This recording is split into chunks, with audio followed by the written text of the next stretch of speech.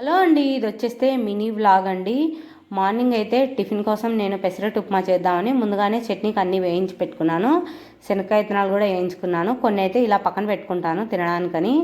ఇంకా ఉప్మా కూడా ముందుగా రెడీ చేసి పెట్టుకున్నాను. ఉప్మా అంతా రెడీ అయిన తర్వాత ఇంకా పెసరట్టు అయితే వేశాను.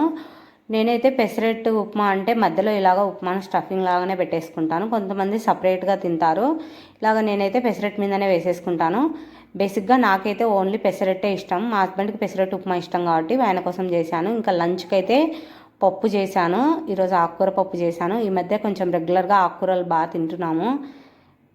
డైలీ ఏదైనా ఒక ఆకుకూర ఉండేలాగా లంచ్లో చూసుకుంటున్నాను. ఈరోజు అయితే చుక్కాకు పప్పు చేసుకున్నాను. పప్పు అయితే ఉడికించుకున్నాక ఇలాగ ఉప్పేసుకొని బాగా ఎనిపేసుకున్న తర్వాత అయితే పెట్టుకున్నాను.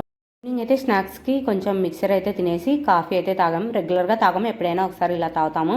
నైట్ అయితే చపాతీ చేశాను. వీడియో నచ్చింటే ప్లీజ్ సబ్స్క్రైబ్ చేయండి.